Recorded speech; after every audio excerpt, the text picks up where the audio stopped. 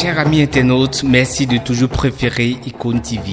Le procès des accusés Olivier Bokor et Osvaldo Meki connaît un nouveau rebondissement avec des demandes de délai pour constituer une défense.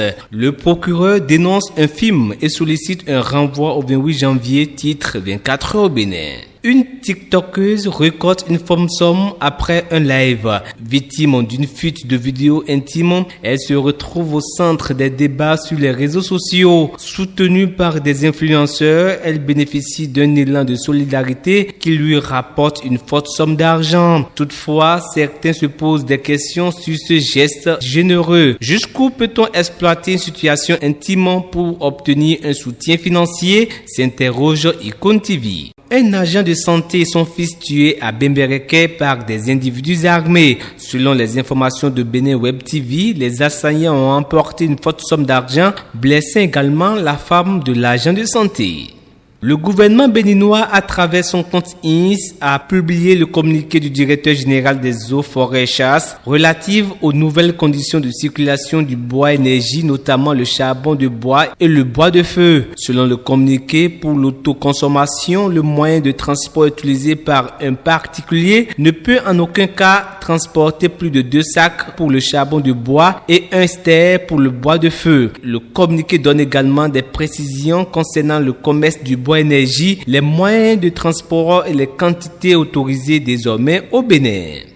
Toujours avec le gouvernement, le prix de vente et de commercialisation de la noix de cajou au Bénin pour le compte de la campagne 2024-2025 a été fixé. Les détails sont à retrouver sur la page Facebook de Banouto. En ce qui concerne l'admission à l'université d'Abomey-Calavi sans le bac, le quotidien d'Abarou, leader de la presse écrite dans le Septentrion, informe que les intéressés sont invités à participer à un examen spécial d'entrée. Université d'Abomey-Calavi toujours, scandale au département de sociologie. Un enseignant accusé d'entretenir une relation prohibée avec son étudiante. Titre le journal Le Potentiel. Le père de la victime a porté plainte à l'université d'Abomey-Calavi pour harcèlement sexuel sur sa fille en 3e année. Une internaute a salué la bravoure de ce parent en ces termes: si seulement celles qui ont abandonné à cause de ce fléau pouvaient aussi parler, merci à ce parent responsable. Certains commentaires ont même ajouté qu'il est grand temps de sanctionner ces professeurs qui font souffrir les enfants des gens. Trop, c'est trop. Un élève a laissé une lettre d'adieu au directeur de son collège à Glasgow dans le département des Collines. Dans sa correspondance, l'élève a d'abord pris des nouvelles de son interlocuteur avant d'expliquer sa situation. Il a évoqué que son père aurait décliné toute implication dans sa scolarité dès le cours d'initiation CI. Des responsables d'une église ont traduit leur supérieur devant le tribunal à Cotonou, ne comprenant pas comment les 4 millions de francs CFA de quête d'action de grâce ont disparu. Lassa est de retour au Nigeria. Cette épidémie a déjà causé 22 décès depuis le 1er janvier 2025 avec 143 cas de contamination.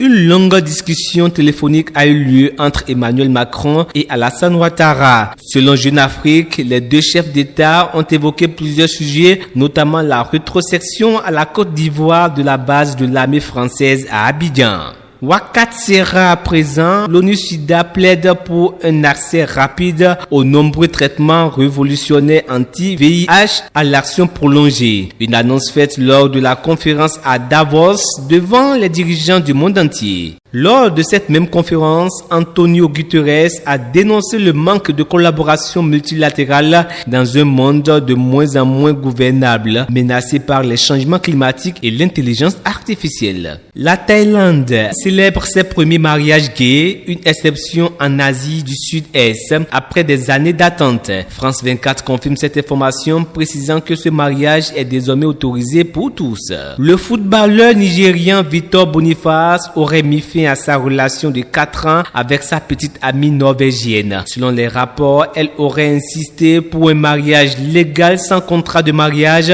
une décision que le joueur nigérien n'aurait pas appréciée. Et ce sera tout pour ce numéro de la Revue du Net. Merci de l'avoir suivi et bon week-end.